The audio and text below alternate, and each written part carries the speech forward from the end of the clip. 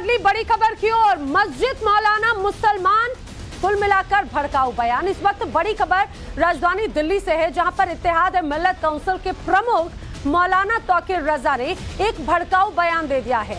दिल्ली में मुस्लिम पंचायत हुई, इस दौरान उन्होंने केंद्र की मौजूदा सरकार और पूर्व की सरकारों पर गंभीर आरोप लगाए हैं। दरअसल मौलाना तौकीर रजा ने भड़काऊ बयान देते हुए कहा है कि देश में फूट डालो राज करो वाली साजिश चल रही है, वो साजिश काम कर रही है। देश में कानून कोर्ट को खत्म करने की कोशिशें की जा रही हैं और इसके साथ ही उन्होंने ज्ञानवापी पर भी हक को लेकर सड़कों पर लड़ाई का ऐलान कर दिया है और स्पष्ट कह दिया है कि देश का मुसलमान अब कोई मोहताज नहीं है, उसको हिस्सेदारी चाहिए। हिंदुस्तान में बांटो और राज करो का रिवाज अंग्रेज बनाकर गया है और उसी अंग्रेज के तरीके पर आज काला अंग्रेज हुकूमत कर रहा है। अगर इस तरीके को हमने पहचान लिया है तो हमें चाहिए कि तमाम लोगों को, दबे कुचले तमाम लोगों को, मजलूम तमाम लोगों को मुत्तहिद होना चाहिए। आज अदलिया को हिंदुस्तान में खत्म करने की कोशिश की जा रही है। जब बुलडोजर से फैसले होंगे, जब पुलिस खुलेआम इनकाउंटर करेगी, अदालतों तक जब बात नहीं पहुंचेगी तो अदालतों के वजूद की अहमियत क्या रह जाएगी। हम अदालतों की हिमायत पे खड़े हैं, हम संविधान की हिमायत पे खड़े हैं। मैंने ऐलान किया है कि बाबरी मस्जिद के बाद बस हमारी आस्था की भी अहमियत है। हमने बाबरी मस्जिद को सब्र किया है, ज्ञानवापी को सब्र नहीं करेंगे। इंशाअल्लाह ये लड़ाई सड़कों पर लड़ी जाएगी। हमारे प्राचा साहब कोर्ट में मस्जिद की लड़ाई लड़ेंगे, लेकिन हम तमाम मुसलमान सड़कों पर मस्जिद की हिमायत में लड़ाई लड़ेंगे। हमने ये फैसला किया है कि हमारी शराइत मानने के साथ साथ हमें हिस्सेदारी मिलनी चाहिए।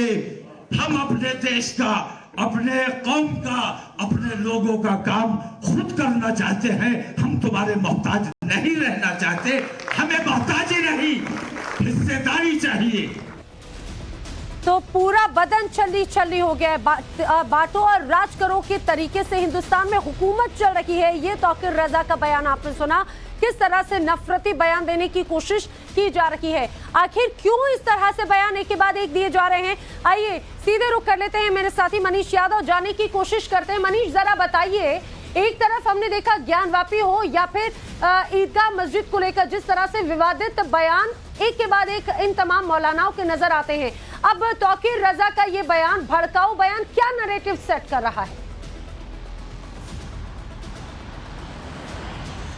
लेकिन है ना, भड़काऊ भाईजान की अगर फहरिस्त उठाकर देखें तो सबसे पहले पायदान पर तौकीर रजा नजर आते हैं। इन्हें शांति पसंद नहीं है।